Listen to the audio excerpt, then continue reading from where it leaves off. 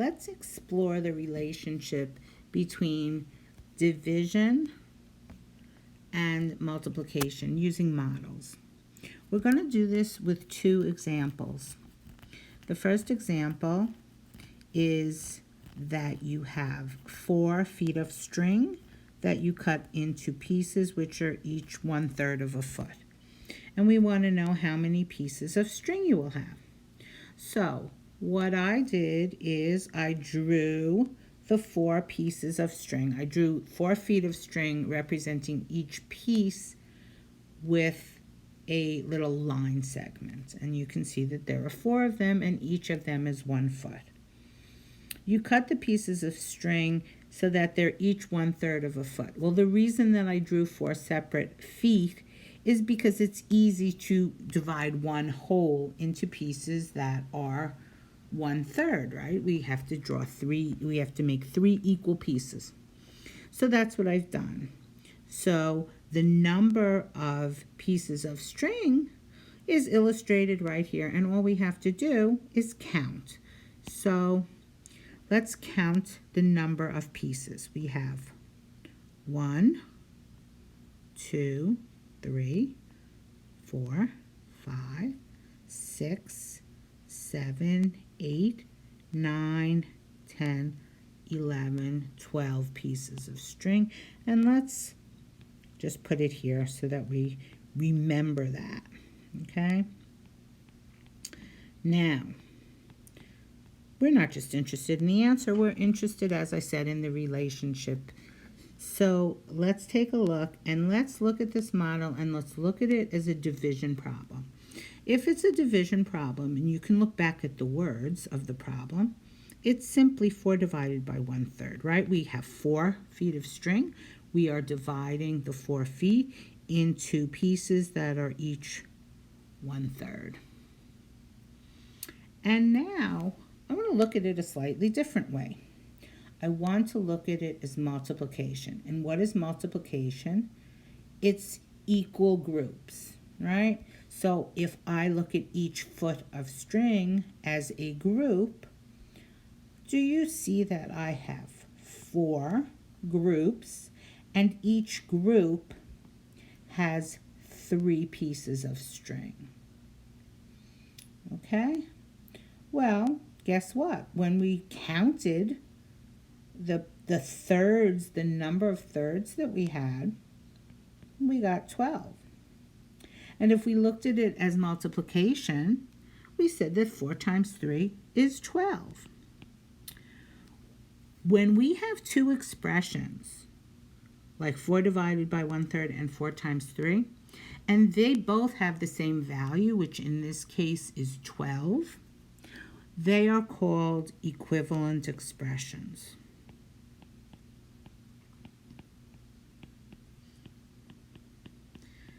Okay, equivalent expressions have the same value.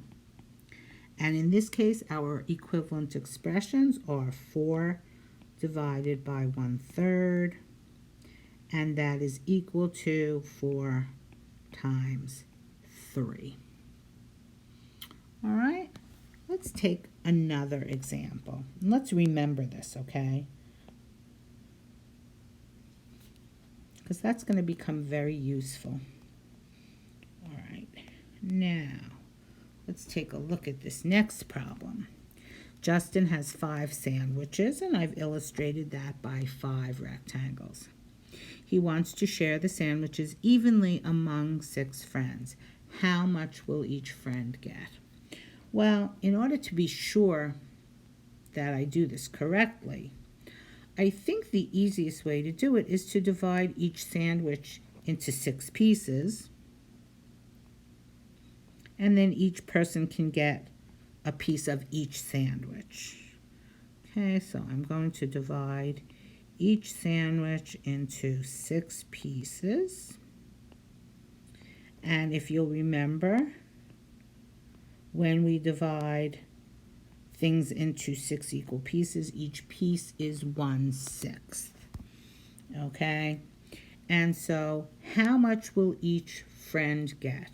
Well, before we figure that out, let's try to come up with a division expression for this. Let's see. We're starting out with 5, so that's what we call our dividend, right? 5 is our starting amount, our total, 5 sandwiches. And what do we want to do? We want to divide the 5 sandwiches among 6 people. So the division problem is 5 divided by 6.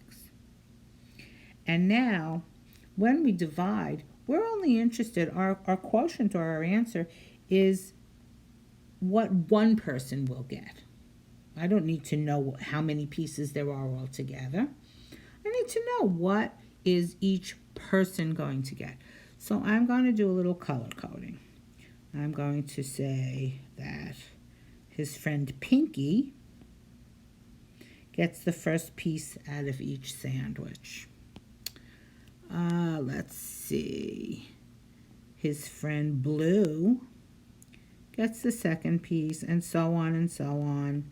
So I can color code each, the second piece of each sandwich, the third piece, with a different color just to keep track.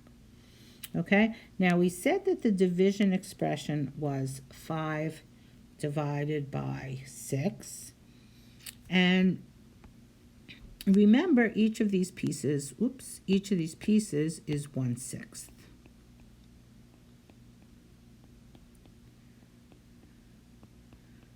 Okay. And so if each of these pieces is 1/6, I can express this as division, 5 divided by 6. But what else can I do? Look at, for instance, Pinky's amount of sandwich. Each of the pieces is 1/6, and Pinky got 5 pieces. So what is that going to be? That's going to be 5 times 1/6, right? Because each piece is divided into sixths. Each sandwich is divided into sixths. And so what will he get if we count? 1, 2, 3, 4, 5. We know that that his friend Pinky is going to get 5/6 of a sandwich. So this is 5/6. And of course we can do the math. 5 times 1/6 is equal to 5/6. And so what do we know about this? We know that these expressions are also equivalent. So 5 divided by 6 is equal to 5 and 1/6. Now, I'm going to put the two expressions, the two groups, pairs of equivalent expressions together. So I have 4 divided by 1/3 is equal to 4 times 3. And I have 5 divided by 6 is equal to 5 times 1/6. Now, this video is about modeling, but it's really also the beginnings of our understanding how to multiply fractions, how to divide fractions and mix numbers. So I'm going to just leave you thinking and looking at this relationship. Oh, one thing before we go. Remember that a whole number can be written as a fraction with a denominator of 1, right? So I can do that, and I can do this. Okay, so what does that leave me with? It leaves me with 4 divided by 1/3 is going to have the same value as 4 times 3 over 1. And 5 divided by 6 over 1 is going to give me the same thing as 5 times 1/6. Look at these numbers, these pairs of numbers. They're very special.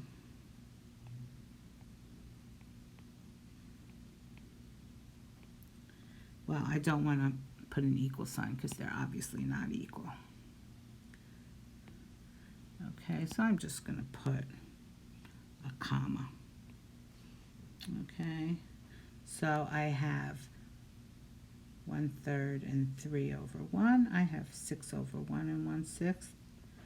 And we call these pairs of numbers reciprocals.